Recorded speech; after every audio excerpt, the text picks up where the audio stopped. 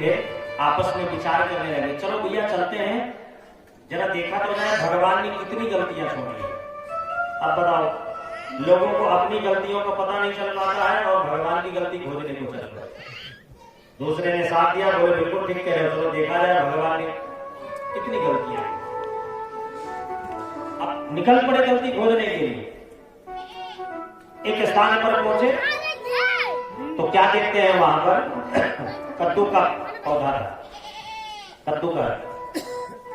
कहने लगे देखो भगवान की ये पहली गलती। कैसे? बोले नहीं, कद्दू तो इतना बड़ा बड़ा, और इसकी जो तने पत्ते हैं छोटे छोटे हैं। बताओ भगवान की गलती है कि नहीं है? अब जितने बड़े बड़े फल हैं तो उतना बड़ा पौधा भी होना चाहिए, पेड़ उसी हिसाब से होना चाहिए। दूसरे ने कहा बिल्कुल ठीक कह रहे हो, भगवान की पहली गलती।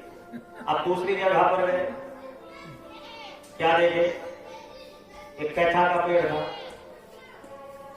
कहने लगे देखो भाई भगवान की दूसरी गलती। बोले वो कैसे? बोले इतना लंबा चौड़ा ये कैथा का पेड़ और उसमें फल लगा है छोटा छोटा। अब घूमते घूमते थक गए थे बेचारे, सोचे चलो ये आराम कर लेते हैं। कैथा के पेड़ के नीचे आराम करने लगे, लेट गए, दोनों वार्तालाप कर ही रहे थे। उसी समय एक कैथा का फल ऊपर से टूटा, गिरा और सीधे नाक में लगा, नाक से खून निकलने लगा। चर्चा कर ही रहे थे तब तक में दूसरे ने कहा भाई भगवान की कोई गलती नहीं है, इतना बड़ा अगर पेड़ है, इतने बड़े पेड़ में अगर कद्दू जैसा फल लगा होता तो अभी तो मेरी नाक टूटी है, और यदि उतना बड़ा फल होता तो मैं बचता ही नहीं।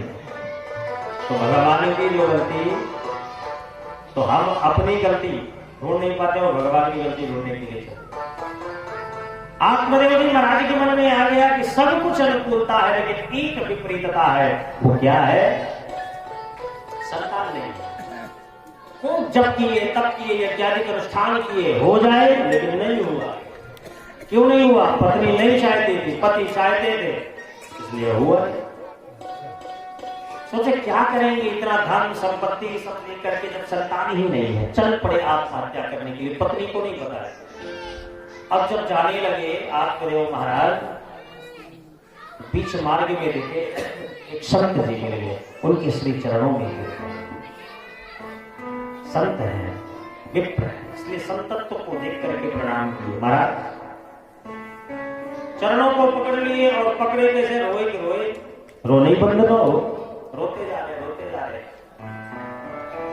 संत जी ने कहा बेटा कथम रोदिष विप्रत्वम् काते चिंता बधित्वं सत्वरं मह्यं स्वस्य दुःखस्य कारणम्। बेटा कथम रोदिष विप्रत्वम्, हे विप्र देवता कथम, क्यों रोदिष, क्यों रो रहे हो? काते चिंता बलयसि, किस बात की चिंता है? जल्दी बताओ मुझे। स्वस्य दुःखस्य कारणम्, तुम्हारे दुख का कारण क्या है? कहने लगे। संत जी ने कहा ठीक है बेटा रोना बंद करो, एक काम करो, मैं प्रसादी पा रहा हूं, पहले तुम प्रसाद पाओ, उसके बाद आपके सुख दुख की बात को सुनूंगा। अब और जोर जोर से रोने लगे। बोले क्या हुआ? बोले सरकार आप इस प्रसाद की बात कर रहे हो, घर में मेरी इतनी संपत्ति पड़ी, इतनी संपत्ति पड़ी है कि महाराज मैं 2-4 गांव को भी खिलाता जाऊं तो भी कम नहीं पड़ेगा। तो भी जो संपत्ति है तो क्यों रो रहे हो? बोले महाराज संपत्ति नहीं है, पुत्र नहीं है। अच्छा प्रसाद तो ग्रहण नहीं महाराज, वचन दीजिए मुझे पुत्र चाहिए। सच्चे संत थे, एक ही क्षण में देख लिए कि इस जीव के मन में क्या है। उसकी ललाट की रेखाओं को देखते हुए कहने लगे श्रणु विप्र मया तेद्या प्रारब्धं तु विलोकितो मया। हे विप्र देवता, मैंने तुम्हारी ललाट की रेखाओं को मैंने देख रखी है, देख लिया। तो महाराज क्या लिखा है? तो तुम पुत्र की बात कर रहे हो।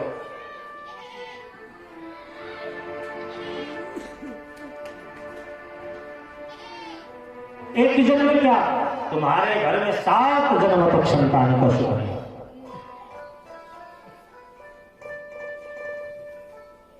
प्रारब्धं तु विलोकितो मया पुत्रो नैव जनैव च। एक जन्म क्या तुम्हारे प्रारब्ध में 7 जन्मों में पुत्र का सुख नहीं है।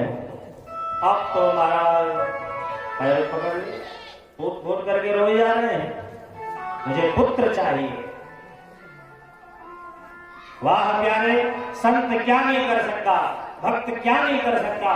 भक्त चाहे तो भगवंत की लेखनी को भी बदल सकता है। उस भक्त के अंदर यह सामर्थ्य होना चाहिए। परमात्मा स्वतंत्र नहीं है, ये मत सोचना हमारे जीवन में दुख आया तो परमात्मा ने हमें दुख दिया, नहीं, कदापि मत सोचना। सुख दुख का दाता परमात्मा नहीं है, सुख दुख का दाता मनुष्य का केवल कर्म और स्वभाव है। परमात्मा तो मजे से बढ़िया देख रहे हैं। जीवन में दुख आया, हम कहने लगते महाराज भगवान ने बहुत दुख दिया, बहुत दुख दिया। नहीं, परमात्मा क्यों दुख देंगे? परमात्मा की तो हम आप सब संतान हैं।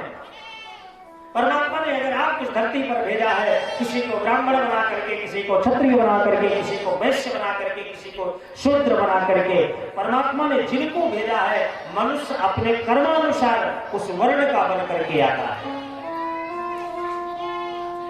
आपके कर्म अच्छे हैं, पूर्व जन्म का कर्म बहुत अच्छा, ब्राह्मण का। आपका कर्म पौरुष से भरा हुआ था, क्षत्रिय बन करके आए।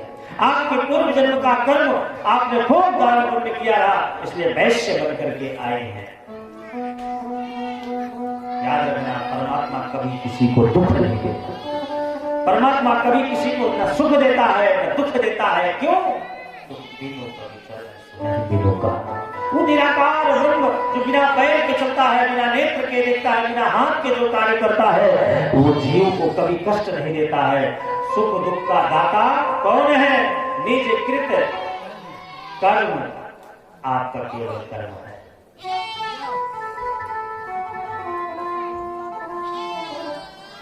लेकिन अगर आपका प्रारब्ध खराब है, आपने जीवन भर अगर पाप कर्म किया है, आपने जीवन भर केवल लोगों से लिया है, आपने जीवन भर केवल अगर लोगों की अवहेलना किया है, आप अगर जीवन भर लोगों को गाली दिया है, आप जीवन भर अगर लोगों को उपेक्षित किया है, नकारा है, फिर भी अगर आपने किसी संत और ब्राह्मण का अगर पैर आपने पकड़ लिया तो आपका कल्याण है, आपका उद्धार है।